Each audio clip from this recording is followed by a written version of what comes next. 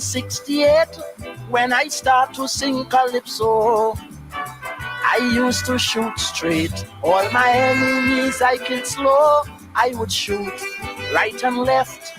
Big shot men met their death. But this year, when the season came, I had planned to leave the game. Well, as man, I hung up my guns. I had planned.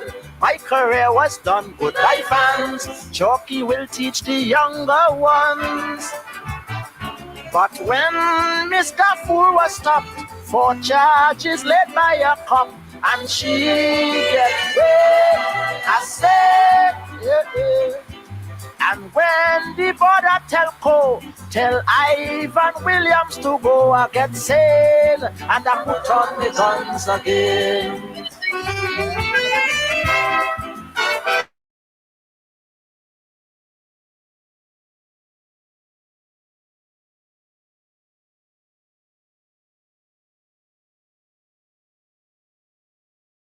It would be my last year.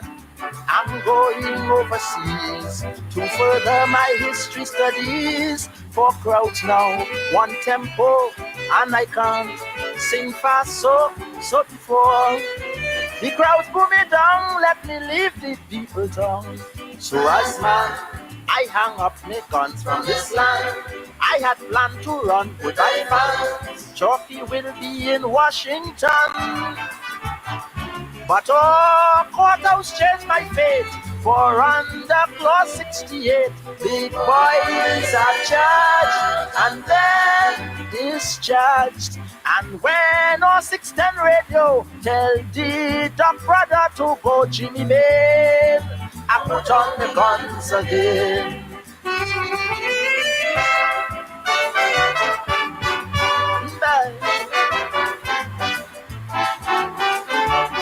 This is Caribbean. Every year I sing, and yet the same thing's happening. I'll shoot at the feet, but like the bulletproof, you see, party shots cannot squawk. Out you go.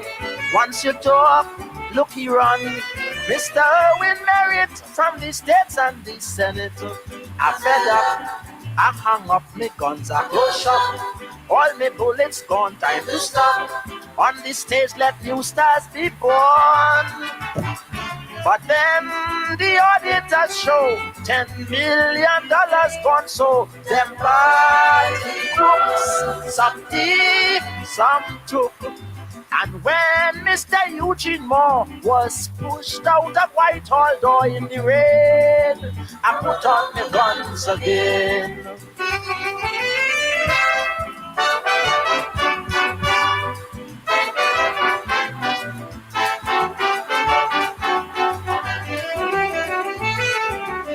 I told CDC I've stopped singing to start teaching.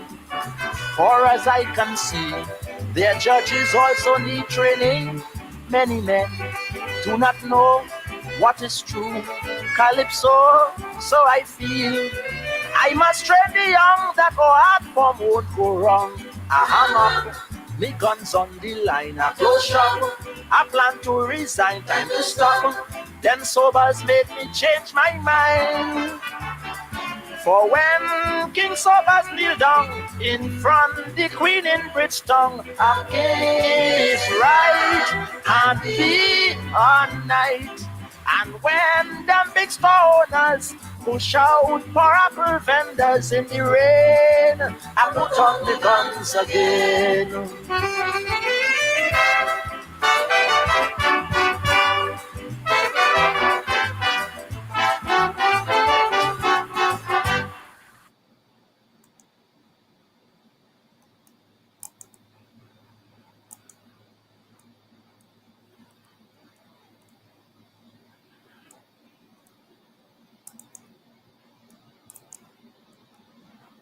Applause.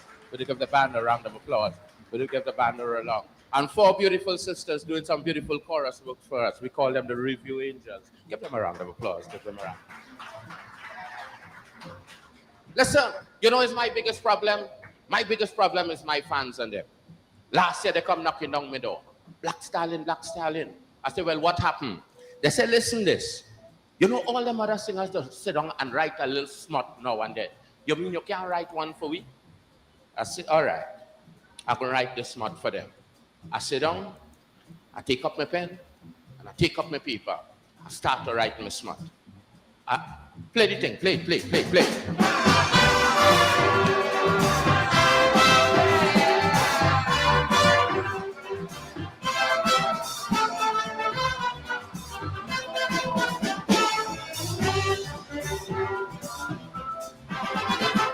1983, my fans beg for a favor. I decide to help them, so I write this soca.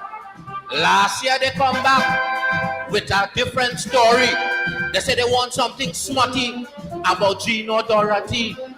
Now, on my fans, you know your future depend. So I sit down to write this smut only to please them.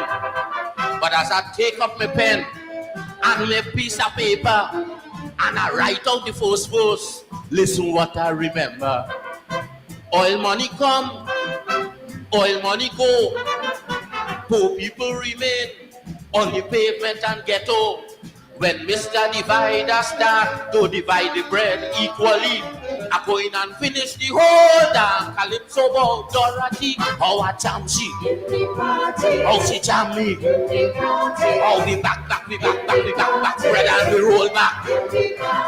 But once my people keep fighting for equal share of the cake, wait Dorothy, wait Dorothy,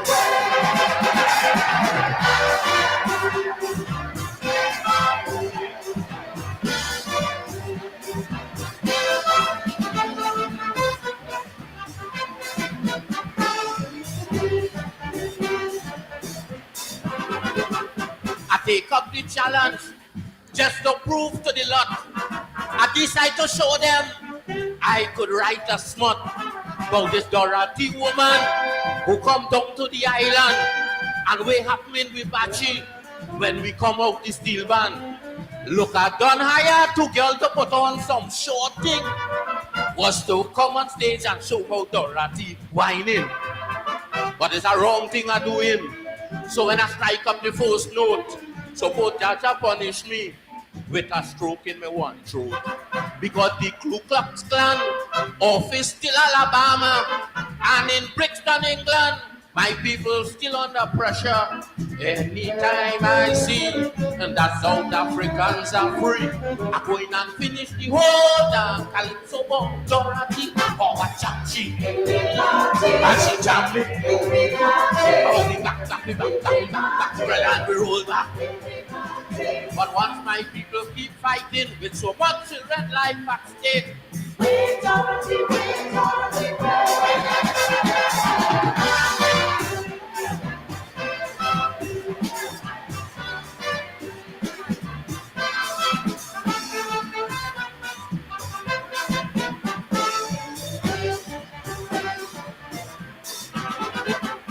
passing to London, and you're sure to hear it.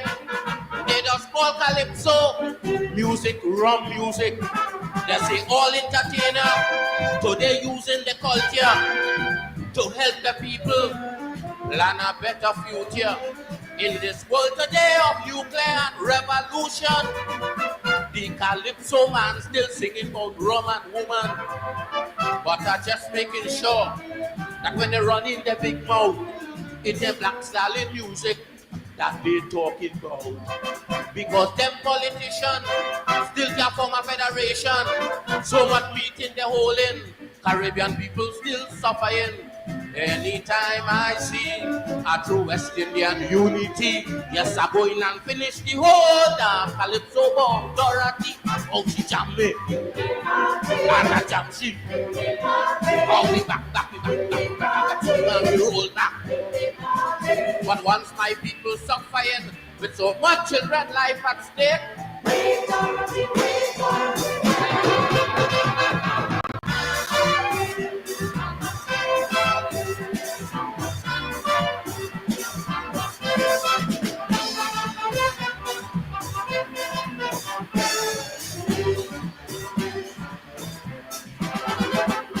For verse and chorus is too much of lyrics.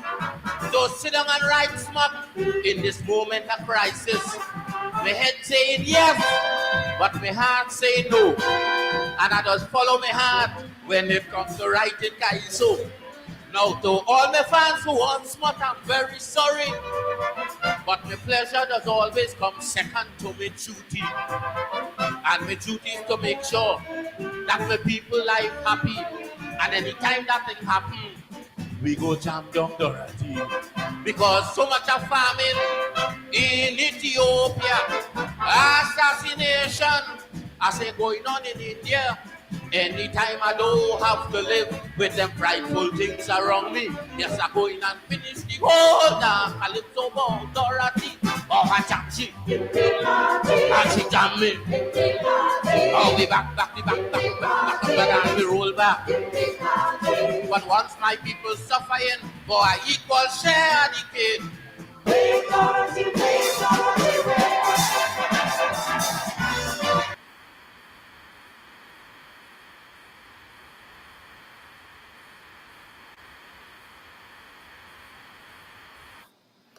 Oh yes, oh yes, oh yes. Wait, Dorothy, wait. Wait, Dorothy, wait. The Black Stallion, Dr. Leroy Calise. And before that, Dr. Hollis Liverpool, the Chalk Dust, two of my favorites. I put up my guns again. And wait, Dorothy, wait.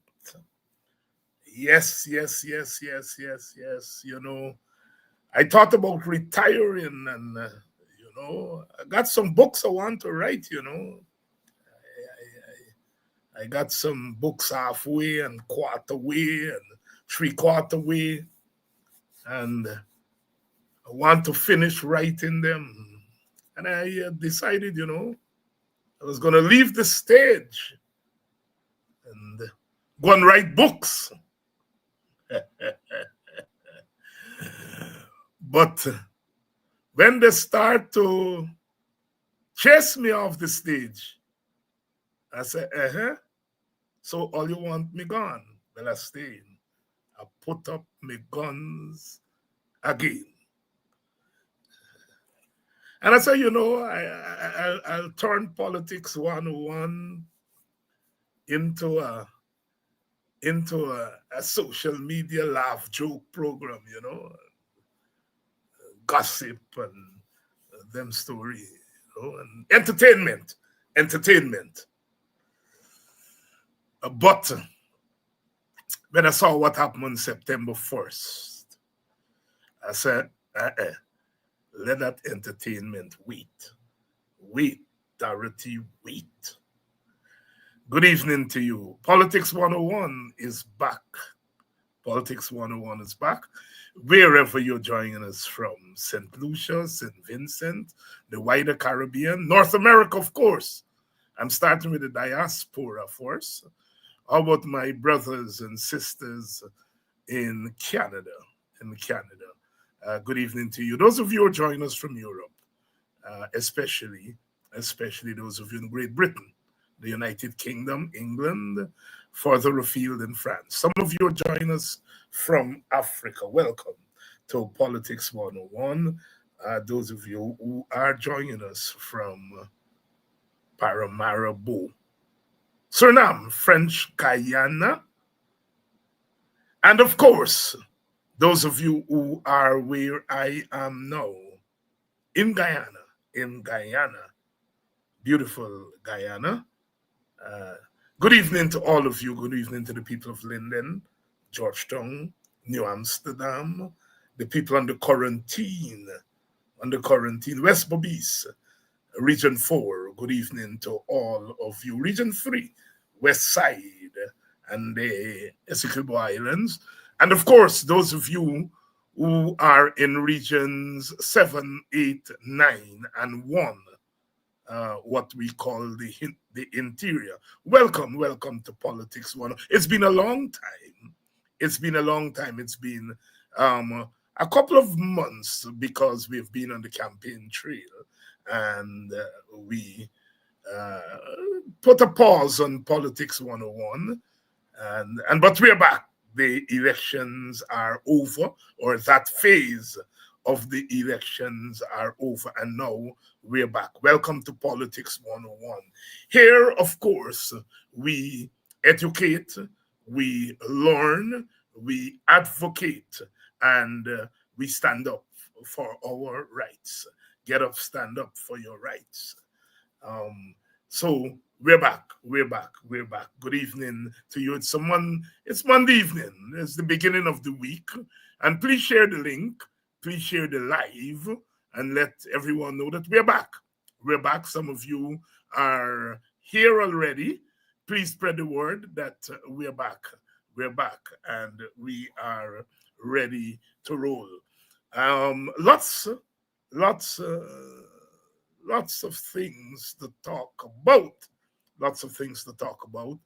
Of course, it's Guyana. We've just finished an election. We've just finished an election in Guyana. There was also an election in Jamaica. In Jamaica on Wednesday, the 3rd of September. There was an election there. The Jamaica Labour Party returned to power with 51% of the vote to 49, 51.7, I think. And the People's National Party, they got 49%. Just 1% separating the two parties, but 6 seats. So the Jamaica Labour Party, with 51% of the vote, got 35 seats. And the People's National Party, with 49% of the vote, got 28 seats. So with just 1% more of the vote, a party got 7 more seats. Of course, in Jamaica, as in the rest of the English-speaking Caribbean, they use the first past the post system. Unlike Guyana, which use a proportional representation system. If that election were held in Guyana, the Jamaica Labour Party would have gotten 32 seats, and the People's National Party would have gotten 31 seats. With proportional representation. They first past the post system where they have the constituency system. There are some benefits to the constituency system because you know who your representative, you're voting for your representative. Of course, that representative belongs to a party. But all you need is one vote more than the other contenders, and you win. So you do get some lopsided results, as in the case of this last election in Jamaica. That's a system they have there. Of course, my preference is for a mixed system. If you have, as we have 65 seats, some of it, let's say 40, and we do have a kind of system like that, where 40 of the seats are what they call top up, and 25 are geographic seats. I prefer the mixed system. Guyana pretends to have a mixed system, but it's really not mixed at all. Where you have some of the seats are constituency and some are proportional representation. Because it's really unkind to the People's National Party. You lose by less than 1% of the vote and you get 7 less seats. So there is need for the reform there in the wider Caribbean. But the elections in Jamaica were deemed to be free and fair, and generally speaking. And of course, our election in Guyana, where the People's Progressive Party, PPP, was awarded the government with a 36 seat, which is a 2-seat increase a 2-seat increase because they had 34 seats. Some people say 33, but it was 33 plus the join the seat, which was really PPP, you know. So the PPP increased by 2 seats. I think they got 10,000 more votes. The opposition, which had 31 seats, that was reduced to 29. So the opposition lost 2 seats. Of course, the opposition seats were divided between APNU, which got 12, Forward Guyana got 1, and the new party, WIN, We Invest in Guyana, they got a surprising 16 seats. And so those are the raw numbers. But of course, everybody who is interested in real elections, the observers, overseas observers, the Guyana Human Rights Association, all of the opposition parties have deemed the elections not to be free and fair. Of course, the argument against the fairness of the election, of course, is structural. That is the system. The system is rigged. The system is unfair. The system is flawed.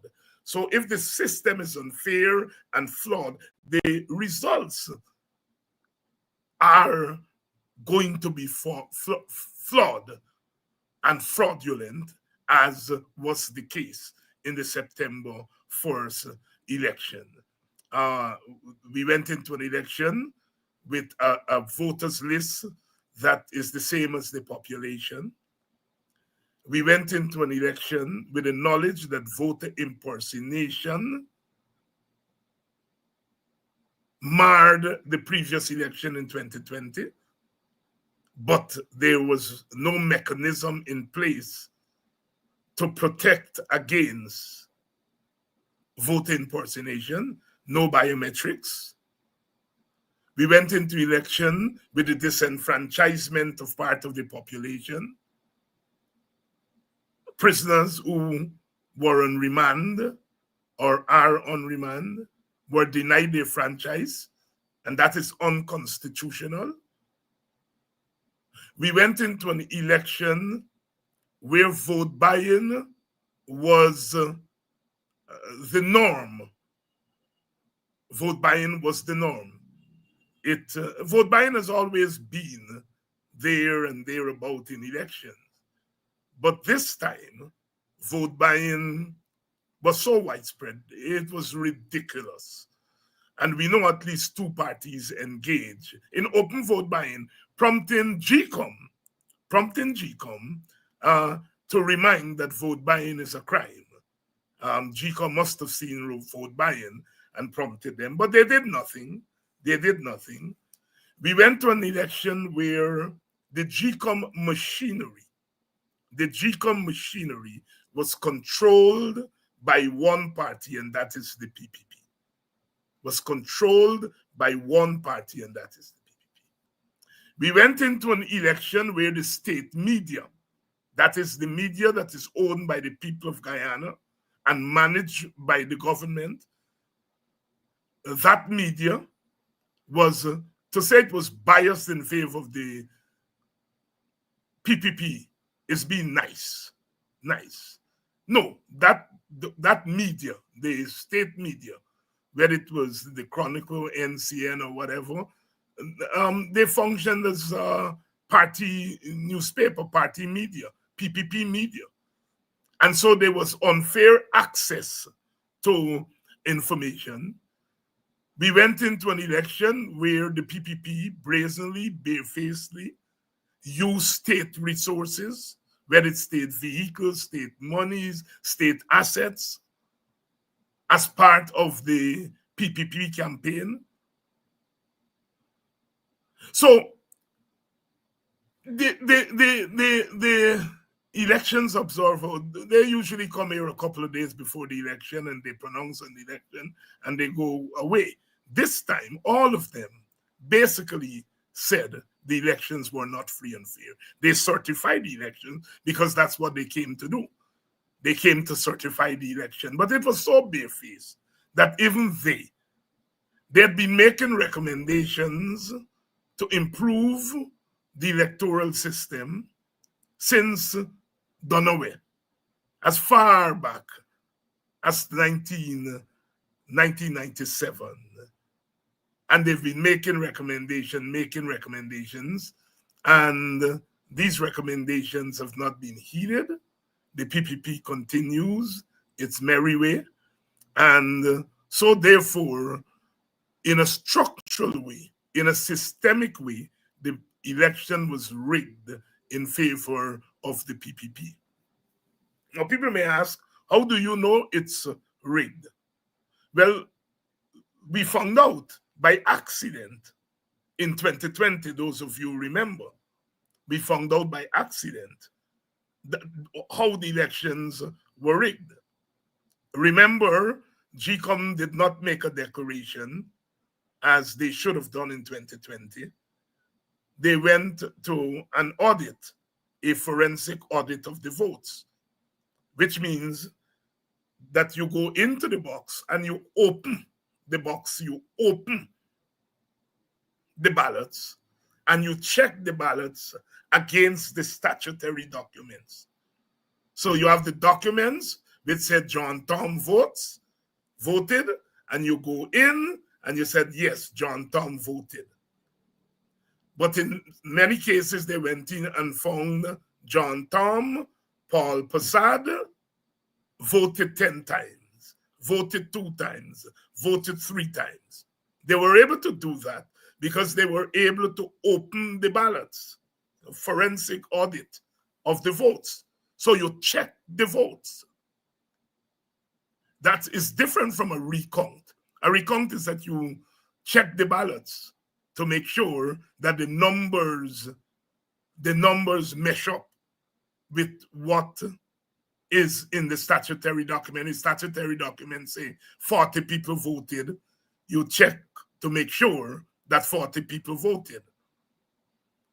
But what the recount in 2020, which was really a forensic audit, did was to check for the validity of the vote. This time around, that did not happen. Mr. Aubrey Norton, the leader of the APNU, wrote to GCOM and asked GCOM for a similar audit as what took place in 2020, and she refused. She said, go to a petition. Well, every child knows the fate of petitions in Guyana. So, the elections were not free and fair, and certainly they were not free from fear. Vote buying has now become the norm, as I said, and vote buying is a crime. It's against the law. So if you engage in vote buying and you benefit from vote buying, then you are gaining votes in an unlawful manner. And we had so many instances of vote buying that, it boggles the mind. So here we are, 2 weeks after Guyana voted. In my own case, I deliberately stayed away from commenting on the elections. I gave an interview to a radio station in Baltimore and Washington on a regular program I do there, and I offered some preliminary general comments. But other than that, I have said nothing. And I've said nothing because the elections results presented a complexity. The elections raise questions, didn't offer answers. It raised questions. And I noticed that a lot of so-called commentators and experts have begun to answer questions. This is what happened. this is what happened and that is what happened, and we see this and we see that. What happened? We know the rigging. Let's put the rigging aside, right? Not that you ignore the rigging. The rigging is there. But we are dealing here with the raw numbers. And when you look at those numbers, it tells a very complex story. That unless you are some genius, you are not going to be able to answer in the short term. You're not going to be able to answer in the short term. Certain things are clear. Certain things in the elections are clear. One is that the PPP increased their votes by 10,000 votes. Where did those 10,000 votes come from? We have evidence, even without a forensic audit, that there was abuse of Commonwealth voting. That is, members from Commonwealth countries who are in Guyana, we have evidence of abuse by the PPP. We have evidence that the PPP used birth certificates, which they gave out, distributed, and they abused the foreigners who are here. We have lots of people from Venezuela and Brazil, Colombia, and we have evidence of abuse of those immigrants, abuse of their presence to turn them into votes. Now, if you remember, PPP was talking about a landslide. It meant that they envisaged getting 2/3 of the vote and more. 2/3 of the vote and more. They envisaged getting over 43 seats. They ended up with 36 seats. 2 more seats, 10,000 more votes. The question that if in a rigged election, they didn't come close to 2/3. And those who were hollering about 2/3, they're quiet. You're not even hearing anything about this 2/3 they were talking about. So the PPP did worse than they intended to do, even with a rigged election. The PPP was banking on buying votes from all ethnic groups, but particularly from African Guyanese. They talked about Black people, African people, turning to the PPP in droves, a red sea in the African Guyanese community. Well, if you look with your naked eye, the PPP may have gotten the equivalent of a seat, maybe a little bit more over that in the African Guyanese community. A seat was about 6,700 votes or thereabout, 6,500 votes. And remember, they were talking about massive crossover from African Guyanese. It didn't happen. It did not happen. It did not happen. So the PPP did not get the votes that they thought that they were going to get. They spent, we are understanding, they spent almost $30 billion. They spent $30 billion to get 10,000 more votes or 2 seats in a rigged election. So the extra 2 seats that they have, it cost them $30 billion, $15 billion per seat. That's what the PPP paid for its 2 seats. $15 billion for each seat. And it could be more than $30 billion that they have spent on this election. And that needs investigating. Why? Why did rigging, massive vote buying, and yet they got 2 seats? If there is a rejection of any party, it's a rejection of the PPP. A rejection of the PPP. Yes, we come now to the APNU. The APNU suffered massive loss. Suffered massive loss in terms of numbers. Again, the elections were rigged. We don't know whether these numbers reflect the will of the people. So we are going there with rigged numbers. All right? The PPP's base, made up of mostly Indian Guyanese, according to the numbers we are seeing, generally stayed with the PPP. The PPP would have gotten more than 90% of Indian Guyanese votes. Again, the elections were rigged, so we are not losing sight of that.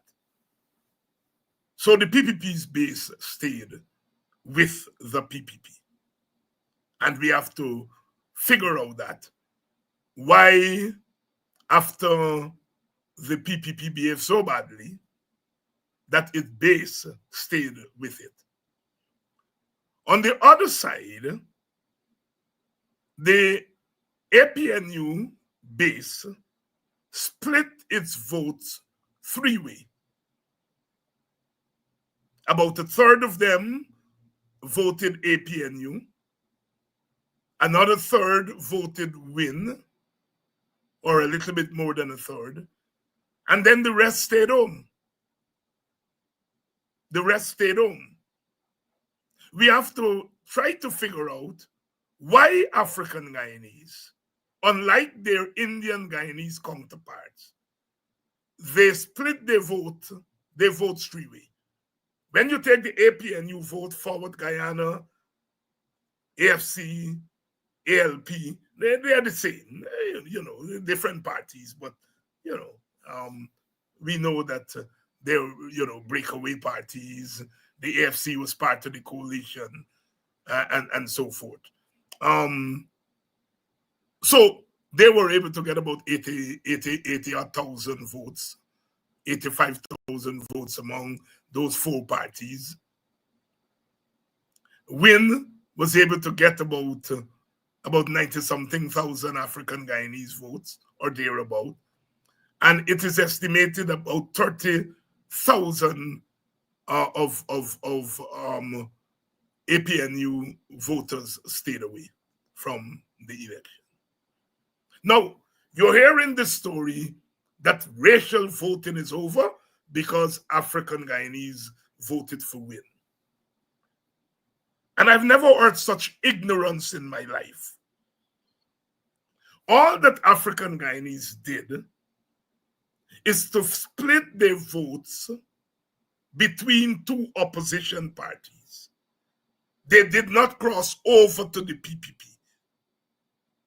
And Indian Guyanese gave their votes, for the most part, to the PPP. They gave some of it, a small part of it, to Win, a couple thousand.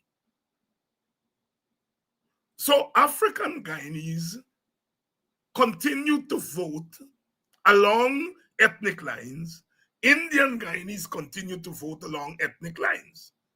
All that African Guyanese did is created a second black party, which is headed by an Indian man. Black Americans used to say Bill Clinton was the first black president. And Dick Gregory said all they did is that when they went into that black tar bucket and they daubed it on Clinton's face and say, "You black." And that's what they did in Guyana. Some African Guyanese determined that their issues, whether it's police brutality, whether it's economic discrimination, whether it's poverty, they determined that Win would better represent that interest. And so what they did is transfer the ethnic loyalty to Win. They didn't go to the PPP. If let's say 50,000 Africans had gone to the PPP and 40,000 Indians had come to APNU, then you would be talking about ethnic voting patterns changing. But when over 90% of Indians stayed with the PPP and over 90% of Africans split their votes between APNU and WIN, it's the same ethnic voting patterns. It's the same ethnic voting pattern. So I hear some well-meaning people, well-meaning. Even the Guyana Human Rights Association talk about the fact that some Africans vote for WIN is a good thing. And it may signal the end of ethnic voting patterns. One of the problems with political discourse in Guyana is that people do not take time to learn things. I consider myself a lucky person because I think I'm one of a small group of people in Guyana who have studied race, and ethnicity. I studied it, I taught it for 30-odd years. And we have political commentators who don't understand the concept of race. So they see Africans move away, took their vote away, and give it to WIN, and they say, oh, ethnic voting patterns have ended. And the only reason they're saying that is because the leader of WIN is an Indian man. And not seeing where Africans have blackened the leader of WIN. And if you look at the followers, some of the top people in his inner circle, they're Africans. They're black. And so some Guyanese are so quick. I'm not talking about the ordinary Guyanese people. I think people have better sense than some of the commentators.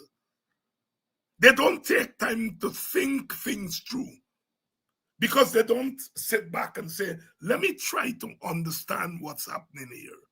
How can you say ethnic voting patterns have changed when one of the major ethnic groups gave almost all its votes to one party and the other one gave almost all its votes to two parties?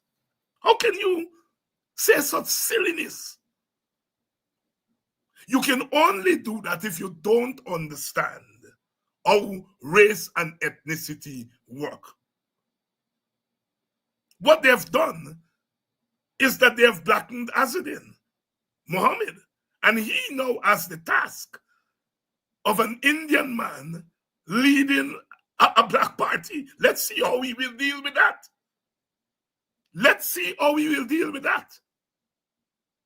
Some people have said that phenomenon is temporary. By the next election, those people are going to go back to the APNU. There's evidence to make that argument. I am not ready to make that argument now. I'm not ready to make that argument now because one still have to understand what happened. One still has to understand what happened and to think it through before you arrive at these sweeping. The PNC needs to go back to the drawing board, and the PNC needs to rebuild its party. Nothing is wrong with the PNC party. The PNC party is there. Congress Place is there. The PNC membership is intact. What needs to be examined is the African Guyanese community?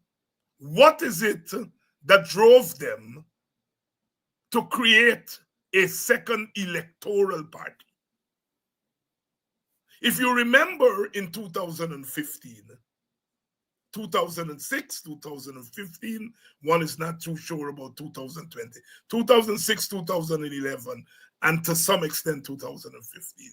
A small portion of Indian Guyanese went to AFC.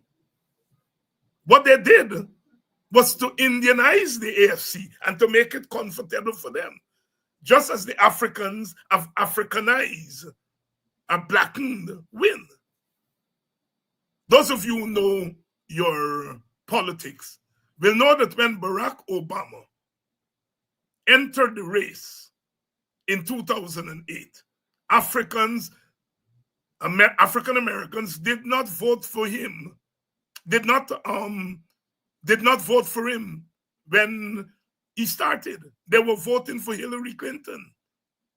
They were blackening Hillary Clinton as they have always done. They blackened Bill Clinton, turned him into the first black president, and they were about to blacken his wife until the white people in Iowa decided that they were going to whiten Obama.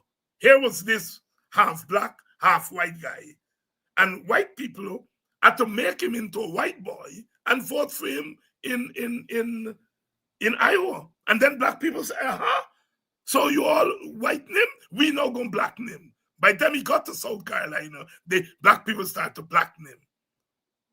And their logic was that his wife was African American, although he ethnically wasn't African American because his father had come from East Africa. And the slave trade, the Atlantic slave trade, did not include Kenya in East Africa. It's West Africans. All right? So, ethnically speaking, Obama was not African American. He was black. He was black in terms of the one drop. You know, one drop of black blood to black. Right? And so what African Americans did, and white people did, conveniently, white people, 40% of them, whitened Obama. And African Americans, 90-something% of them, blackened him. And the Hispanic got into it and give him some Spanishy. And that's how we won. Race is a political construct. It is skin color with meaning. They look at Azudin and they say, look how he dressed. Look at the swag. Look at who he hangs out with. And so he black. He black. And they did that for electoral purposes. Those people have not stopped being African. Those young people, they're still African.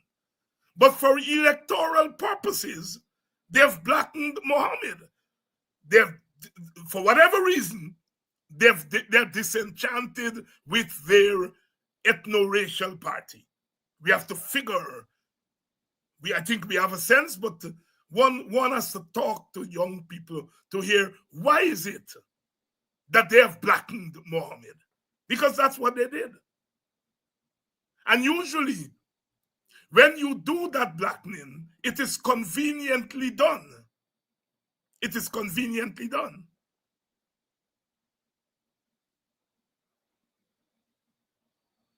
Indians had Indianized the AFC. Africans first did it in 2006. Some of them left, went over to the AFC. AFC got its first set of seats from mainly Africans. 2011, those Africans went back to the PNC, which had become APNU. And Indians now, with an Indian candidate in Nagamutu and Ramchatan, those two Indian candidates, Indians now got their chance to Indianize the AFC. And so that is how race operates. Race is a construct that you can shift around. your ethnicity remains intact. The Africanness is their ethnicity. They've not stopped being African. They've conveniently blackened Muhammad. And he now has to show that he can look after African interests. And it'd be interesting to see. Already some of the young people are saying, when they look at the people who are going to parliament, going to the National Assembly, they're not seeing it reflective of the preponderance of African votes. And they're beginning to have that discussion. I will sit back and hear them have that discussion. But ethnic voting patterns remain. It remains.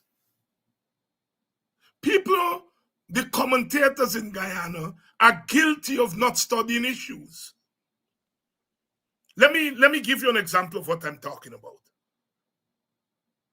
Nandalal made that stupid, and some people argue racist statement that the blacks who have gone to the PPP are proud of slaves.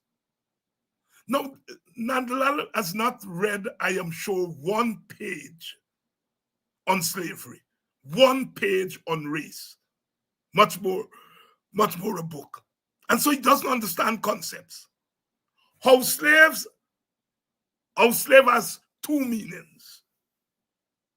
House slave is a category of slave or enslaved people. A category of house slave, of enslaved people was called house slave. That is, those enslaved people who worked in the home of the master. A category of slave. Then there were those who worked in the field. They were called field slaves. Then there were what was loosely called industrial slaves. These were enslaved people who would go from plantation to look after the machine and so on, because they had skills. They were engineers back in Africa. And so those enslaved people, they would, given the freedom to walk from plantation to plantation and look after things. So there were categories of enslaved people. Field slave, house slave, industrial slave, and so on. Those are categories. That's one meaning of the term house slave. The other meaning of the term house slave is betrayers. Those who betrayed the African cause. Those who went back and tell the massa that they're planning an uprising. They have become known as house slaves. So house slaves got two meanings. One meaning is category. There was a category of enslaved people who worked in the house. They were called house slaves. Then the second meaning is those who were working in the house and betrayed.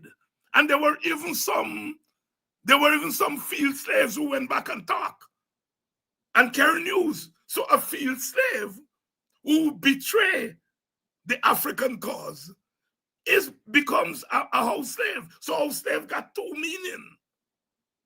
And Nandalal can't know that. The majority of them can't know that. They don't study these issues. They have not read them. They don't care. It's not their business. They hear a term and they spit it out. So part of Nandalal thing is ignorance. He doesn't know. And all of them who running around and using the term of slave, they don't know that it has two meanings. African Americans say, "What's up, my nigga? What's up, my nigga?" That's nigger them becomes a form of endearment. And then when nigger is used to make the African inferior, it changes meaning. So these terms change meaning depending on the circumstances. Depending on the circumstances. Martin Carter has an entire poem. I come from the nigger yard. I come from the nigger yard of yesterday, leaping from the oppressor's head.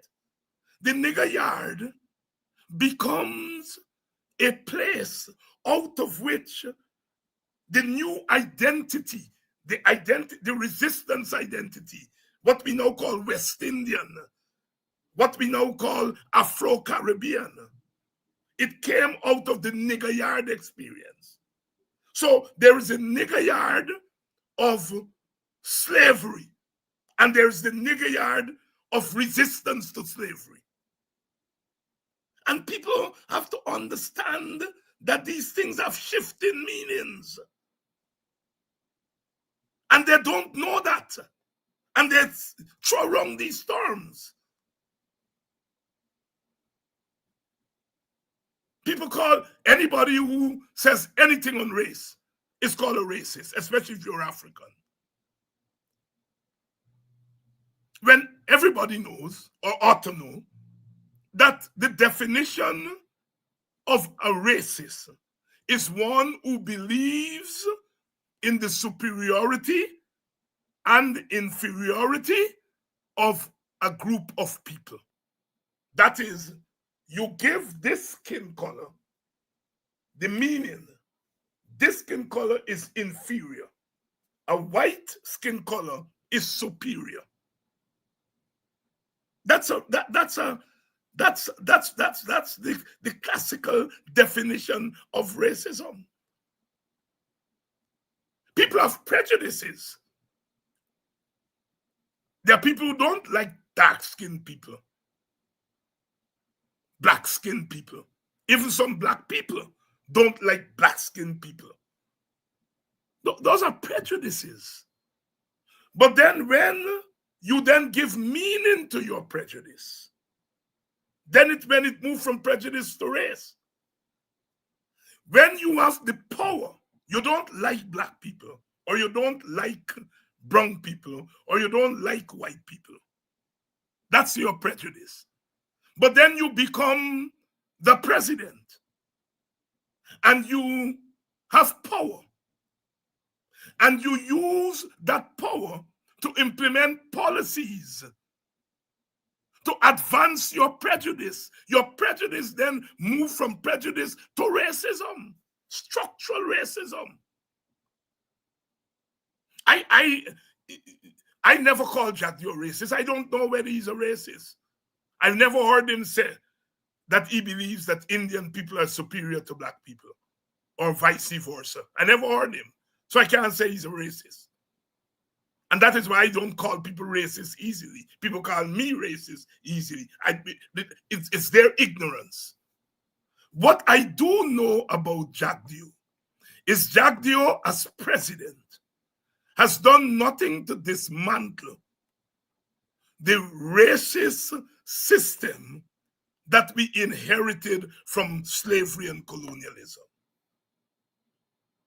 What I do know is that the legacy of anti-black racism that Jack Dio's government presided over that.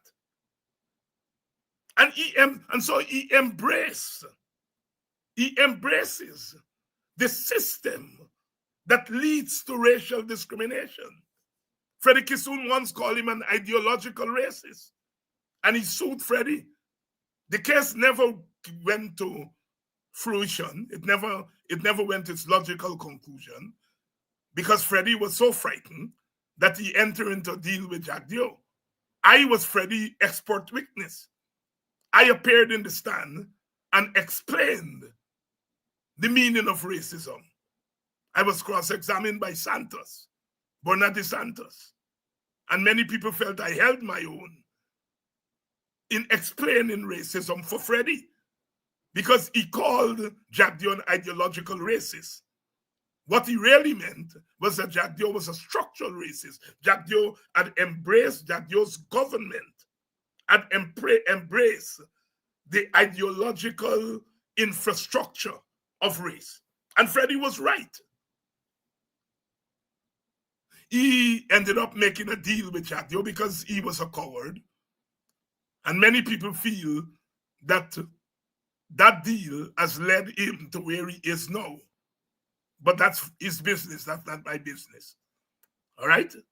The point I am making here is if someone says, I love being Indian, that don't make them a racist. If someone says, I love being an African, that don't make them a racist. If someone says, I believe that Africans are superior, or I believe that Indians are superior, and worse yet, if that person has power, institutional power, and uses the institutional power in order to advance those prejudices, then you move from prejudice to race. And this society is one of the most simplistic places when it comes to dealing with the question of race. Because you have these agents of socialization, political leaders, academics, they just use the term race and racism, loosely. Loosely. Race changes. An East Indian in Guyana considers himself or herself brown because East Indians are considered brown because you have the color code, black and white at the extreme. Then you have red people, the red Indians. You have yellow people, the Asians. You have brown people, Indians, Bangladeshis, etc. So in Guyana, an Indian man may say, look, I'm a brown man. But he goes to America. And in America, the brown man becomes black. So your race changes depending on your environment, depending on where you are. Depending on where you are. And so people have to study these concepts. But of course, there is no appetite among the leaders that just throw these things around, and they themselves are engaged in discriminatory practices, and they call people who are fighting, they call anti-racist racist. Sisters and brothers, the issue of racial and ethnic discrimination, there's a difference between race and ethnicity.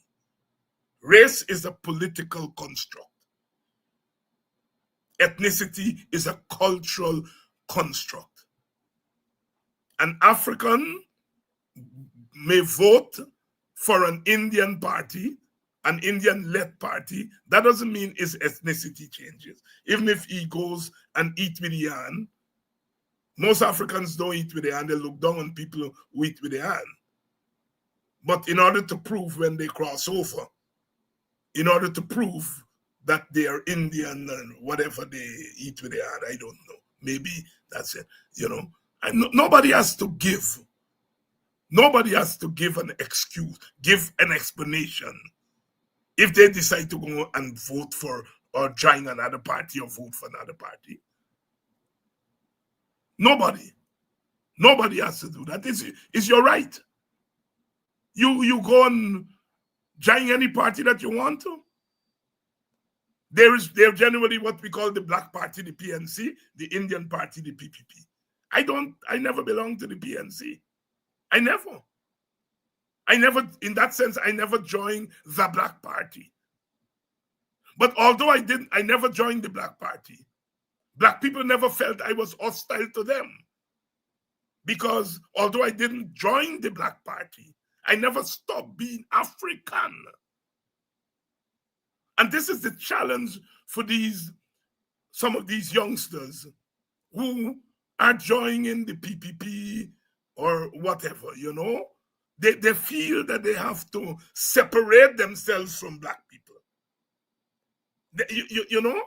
In order to prove. We had our brother came on this very program and said that Black people don't work hard. He apologized. But there is always, when you see, this is the risk in a place like Guyana. When you join a party that does not have the majority of people of your ethnic group. You feel that you have to differentiate yourself. I have joined this party because I just work hard. The rest of y'all can't understand. Look how the PPP giving opportunity, but because you all don't want to work hard, you all can't see the opportunities and that kind of stuff. As I said, many of us never joined. We never joined the Black Party, but we never stopped being African. We never stopped being African. And the problem is not nobody cares. I think African people, African Guyanese, never really cared. I mean, they will taunt people who become PPP. I grew up in a village where there was always a handful of PPP people. And they were normal people. Their children went to school. All of us went to school. There was no discrimination. There might have been a little taunt here and there and so on, because those people never separated themselves from their village. I went to the funeral of my friend Shirley Edwards, long-standing Black member of the PPP, joined in 1962. She died the other day, and I went to the funeral. I intended just to go to the church. I met her children, who I knew very, very well, and they insisted that I go to the burial ground and then go back to the house. In the church, they were mostly African people. The PPP had a ceremony at a Freedom House, and apparently the PPP people went there.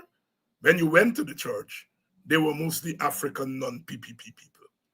When you went to the gravesite, the same. They were people from Lodge, who surely lived with all our life or most of our life. And then when you went back to the house, they were again people from the community, most of whom were Apnu people. But there, and you notice what I'm calling the PPP people went to Freedom House. They didn't go to the graveside. The graveside are the people in the community, because the sister never separated herself from our community, which was predominantly African.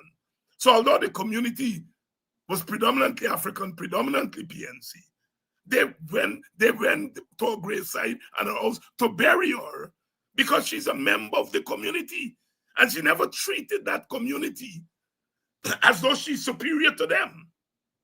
And they used to give her hell. They used to call her the father. I remember children having to fight with people in Lodge who calling them PPP people and so on and things. And they never stopped. They lived there. They married Black people. Their children are Black, you know. But you know, some of these people nowadays feel that they have to separate themselves from the community. And that's where they get into trouble with the community. And they say people don't, David Hines don't like people who join another. But David Hines joined another party. So David Hines don't like himself. I could care less who join what. You're right. To join who you want to join. The problem people are having is having joined what? What you do.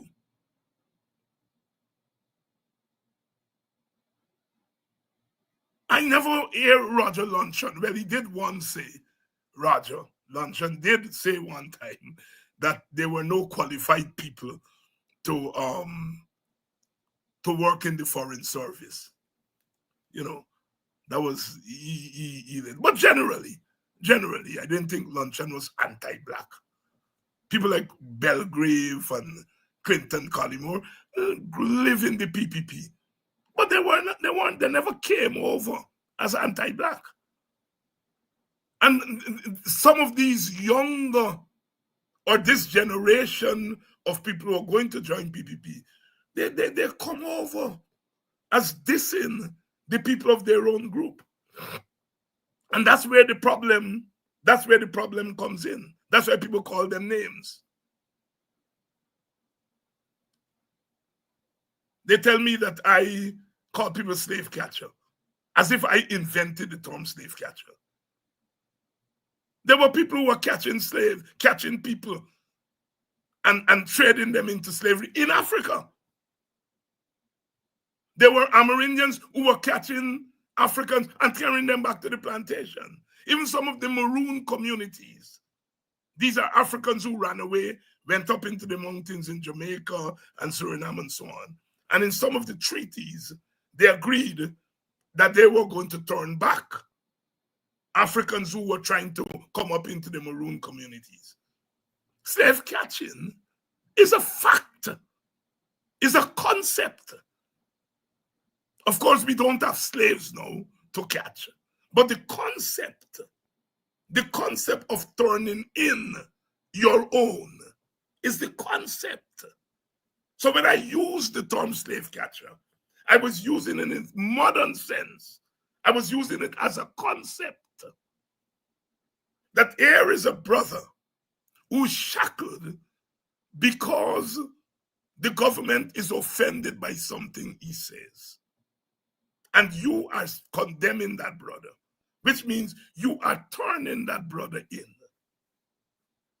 And hence I use the term slave catching, because I understand the concept of slave catching. But they turn it into all kinds of nonsense and so forth. So we know some things. We know that Win got a big portion of African Guyanese votes. We know that the PPP didn't get many African Guyanese votes, although they spent billions of dollars trying to do it, trying to get it. We know that APNU lost almost 140,000 votes. In Trinidad, in an election held a couple months ago, the PNM lost 110 votes. That is the African Party. They lost 110 votes, 110,000. 110,000 less people voted for them in 2025 than voted in the previous election. And we see it replicated in Guyana. And we have to ask why. I have my theory on why. But I still want to hear from those people, why?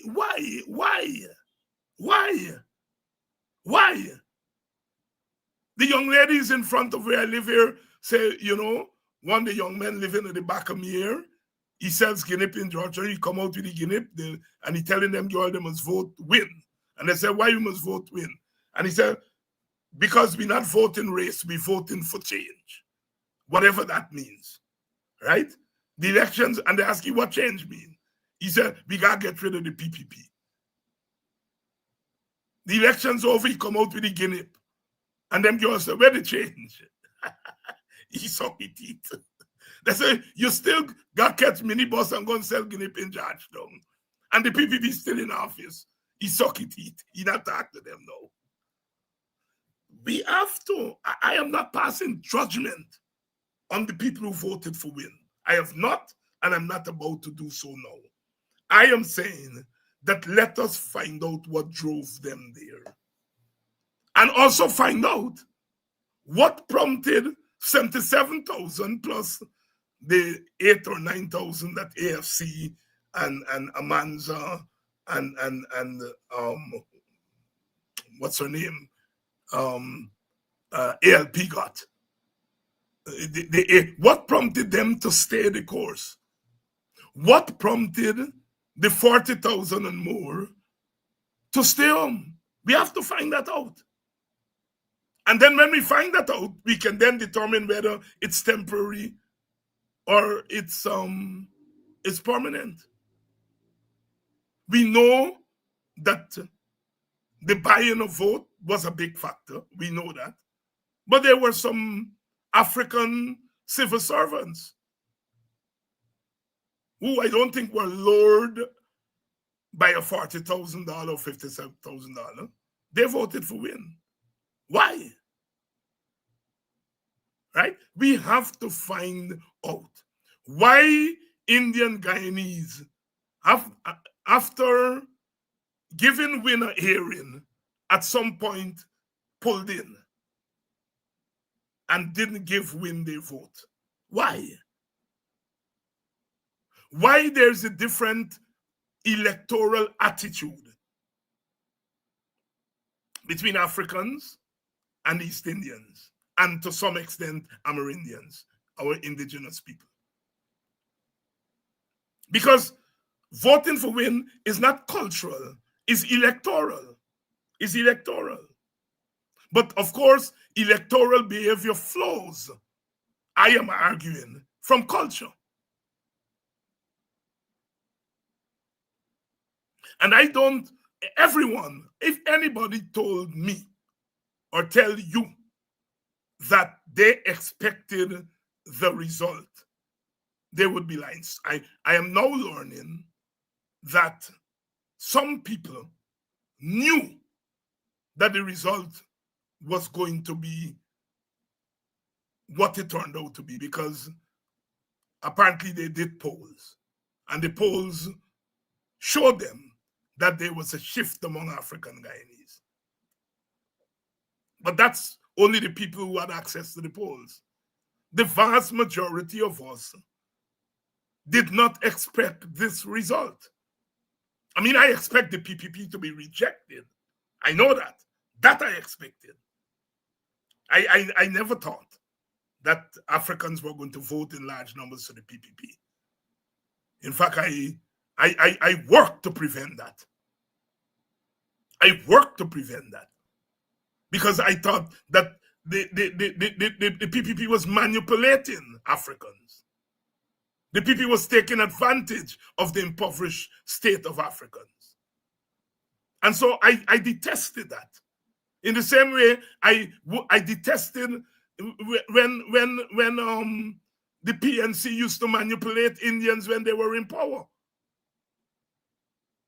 And so I detest African and PPP trying to manipulate Africans. And I work. And those who were saying, oh, David Hines is devastated because African people vote for an Indian man. They didn't vote for an Indian party. I vote for an Indian man. I voted for Nagamutu as Prime Minister. My leader for a number of years was an Indian man, Rupert Rupnarai. I don't have a problem in people voting for an Indian man, African voting for an Indian man, or Indian people voting for an African man. What I have a problem with is the manipulation of ethnic groups, the manipulation of Amerindians, the manipulation of East Indians, especially the poor East Indians, the manipulation of Africans. And that's my problem. That's my problem. I don't care if they vote for party that got an Indian man as leader. I vote for party that had Indian man as leader. I vote for the WPA. I'm a member of the WPA. Rupert Rupnarai is an Indian man. So this nonsense about I am devastated because they vote for an Indian man.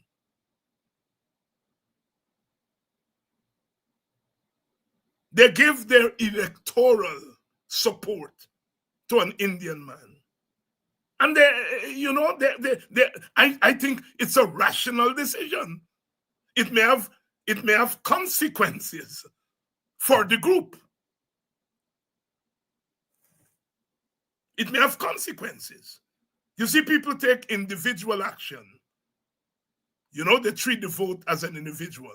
African communities across the world never treat the vote as an individual construct. The vote was always a collective thing, because people died collectively, they suffered collectively to get that vote. And so they've always used the vote to advance their collective. What they say that I tell in Black people stick together. Of course, yes.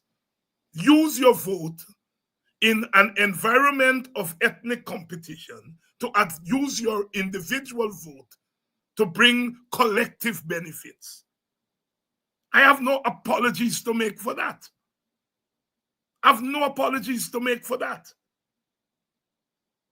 Because if one group is using its individual vote to advance the collective community, and you live in that society, and you are using your individual vote just to advance your individual situation, then you are always going to be behind. You may get a house as the individual, but your collective live on the road. You live in a house, and I'm speaking now metaphorically. You may live in an house as an individual, but the collective live on the road. You may escape poverty as an individual, but your community is impoverished, and you have to live in that community.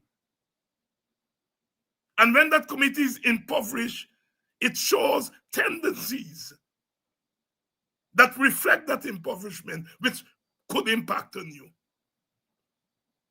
And so, this whole notion that liberation will come to the Africans will have economic liberation through individual endeavors is flawed. There's always individual endeavor, but all successful communities and societies have been those societies that have balanced individual with the collective. You look at the big so-called developed societies, small elite, 1% of the population owning 60% of the wealth, 99% of the population owning less than 10% of the wealth. Individualism frees up space for a class of individuals. But it dooms the large poorer class to recurring poverty. I was glad to hear, what's his name? Ali says that he's going to stamp out poverty. And I'm glad he heard us in the WPA, heard us in the APNU. And he waited until after the election to copy. And I don't mind him copying from us. But I'm waiting to see whether he's serious or not. Individualism does not end poverty. It has not ended poverty anywhere in the world. What individualism does is that it creates a small, tiny elite. Look anywhere in the world, whether it's a capitalist country or socialist country or whatever you call them. Poverty is a collective construct, it's a collective course. And you don't take a couple of us out of the ghetto and then say you have destroyed the ghetto. The ghetto is there. A few of us were able to get out of it because of education, because of access to business or whatever. A few of us. But the vast majority of people remain in the ghetto. And unless you come up with a policy that is aimed at getting rid of the notion of ghettoism, because what ghetto means is you are confined to a space. You are ghettoized. Ghetto is a concept, not a place. It's a concept. People who are ghettoized. And so if you're impoverished there in the ghetto, you multiply poverty because you're ghettoized, you're confined. Poverty is there. And so all you do is reproduce poverty, whereas the small group at the top reproduce wealth. And unless you tackle that in a structural way, it's going nowhere.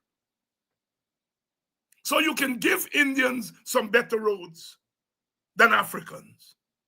You can get some Africans to clean drains and give them a couple $1 million. It is not going to end poverty. That is why we're the fastest growing economy in the world, and we have one of the highest rates of poverty. Because the presence of wealth does not mean the absence of poverty. And those issues remain. And so, sisters and brothers, as I said, these elections have raised questions. Questions for PPP, questions to win, questions for APNU, questions for PNC, for the WPA, for Forward Guyana, for AFC, for ALP. And those questions, if we are serious people, we have to study what is it the electorate is telling us. What are they telling us through their vote? Their vote becomes a voice. What is that voice telling us?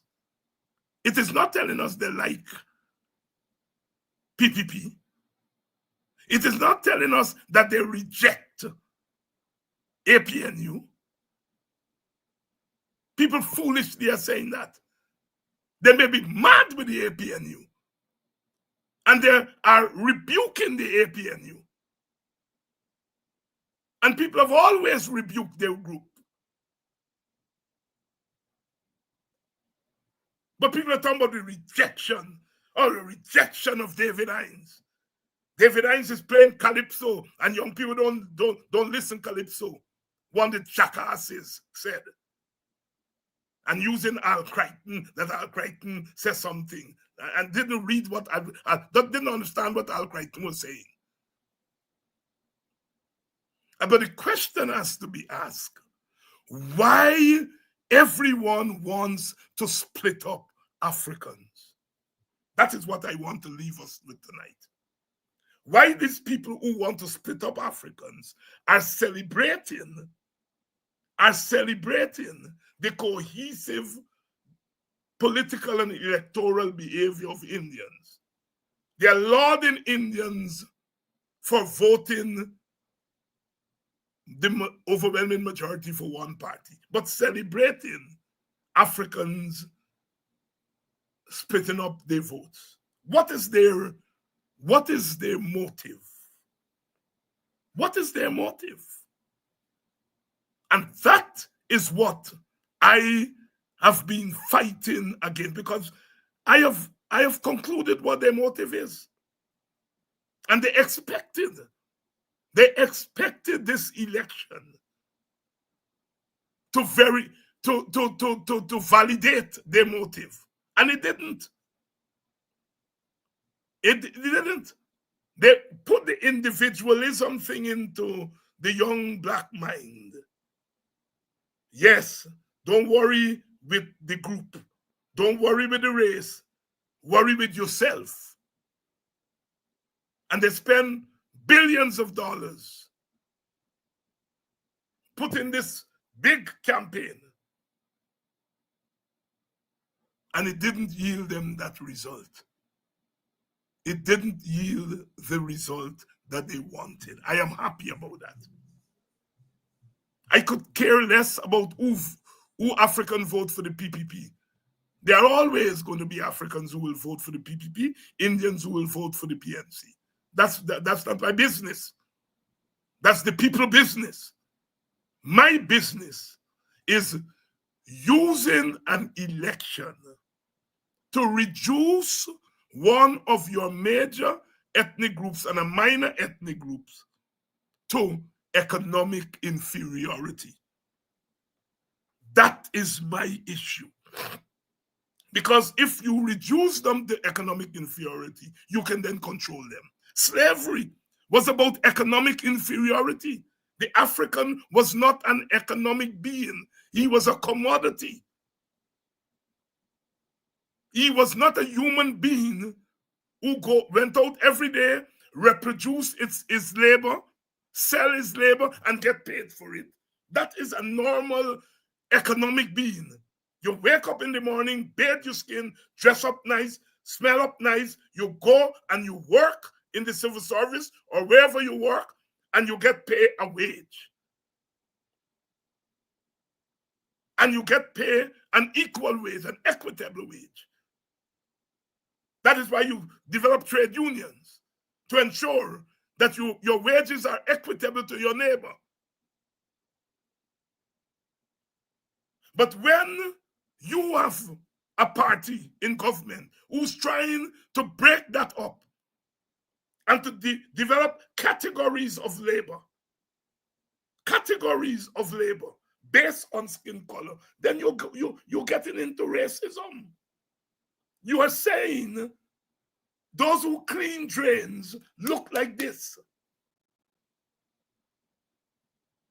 Those who pay to clean drains look like another color.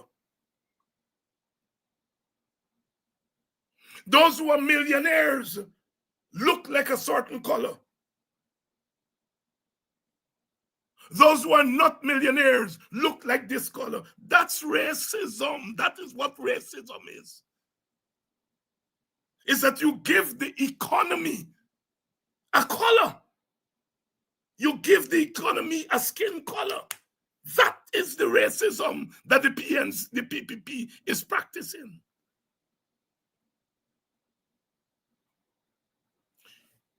You go to the Indian community and you tell them, vote for us. We're going to give you a stadium. We're going to give you some better roads. And then you go to the other community and say, vote for us. And we're going to give you a $2 million to go and clean drains. You are creating categories of labor based on skin color, not on the value of labor power.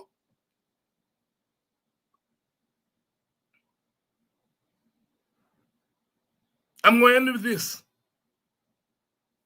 Different value system. The description for me these days is David Hines is controversial.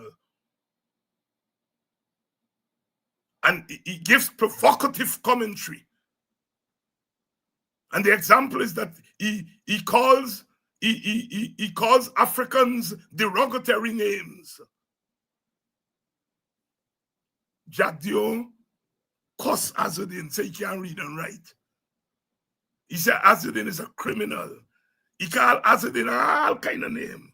You never one day hear Indian comrades say Jack Dio says derogatory things about Indians.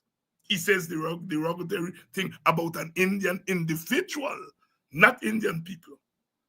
David Hines says derogatory things about a few Africans. And even the media say David Hines said derogatory things about Africans. Jack Dio does the same thing. But he cusses Azudin. They don't say he cuss Indian people. David Hines says derogatory things about a few Africans. He rebuked them. And they said David Hines said rebuked them about the race. Different values. What is different between me and Jack Dio? Both of we got to school. I mean, I write a dissertation, he didn't write one. But both of we go to school. So why he does the same thing that I do, but it's described differently.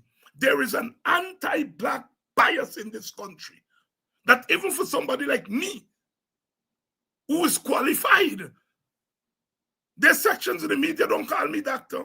They stopped that for 5 years. Guyana Times Chronicle, no Dr. Hines, but Dr. Jack Dio. I write a dissertation, Jack Dio, never know what the first paragraph in a dissertation look like. But he's Dr. Jack Dio. David Hines is David Hines. Dr. Todd is Dexter Todd. Terence Campbell, Dr. Terence Campbell is Terence Campbell. I am trying to show you all how this society and some of the innocent people in the media on it, controversial political commentator. I'm an academic. I'm a political activist. I'm a cultural activist. But I'm a controversial political commentator.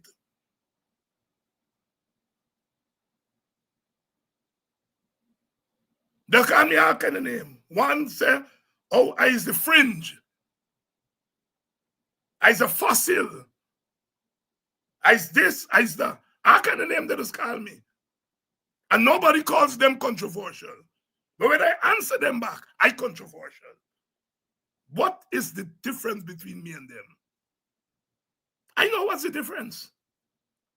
I know what the difference is. And I'm saying some people get into that nonsense. There's a different value system for some people, and there's one value system for some people and a different value system for others. Even those of us.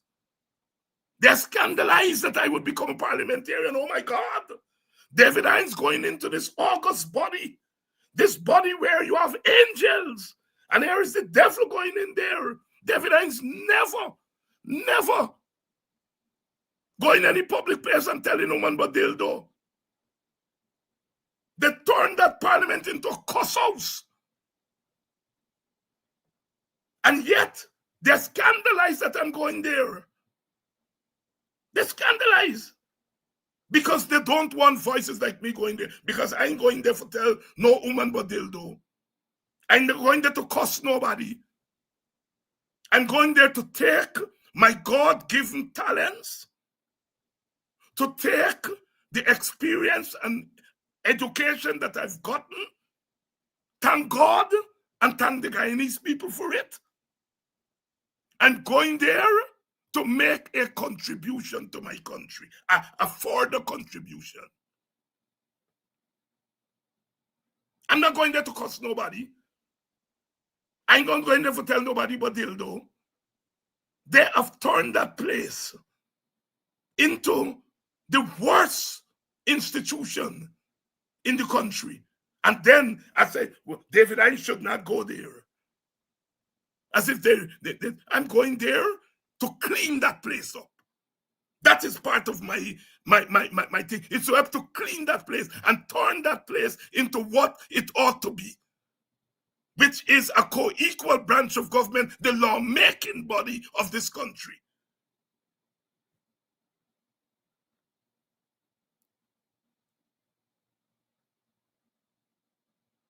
And if they cuss me in there, I won't cuss them back in there. They can meet me outside and cuss me. And I'm going to cuss them outside if they cuss me inside. I would not desecrate that institution. Because I know the sacrifices that my foreparents made for that institution. But if they cuss me in there, I wait until I come out for cuss them back. That is what they've reduced this country to. That is what they've reduced this country to. And they're afraid of certain voices. They're afraid of certain voices. And because I know they're afraid of certain voices, I'm going to ensure that that voice is heard. Sisters and brothers, we are back. We're back, and we're going to continue to do the work that has to be done to turn our country and our people into what our maker, our ancestors, and the logic of history wants us to be, want us to be. Want us to be.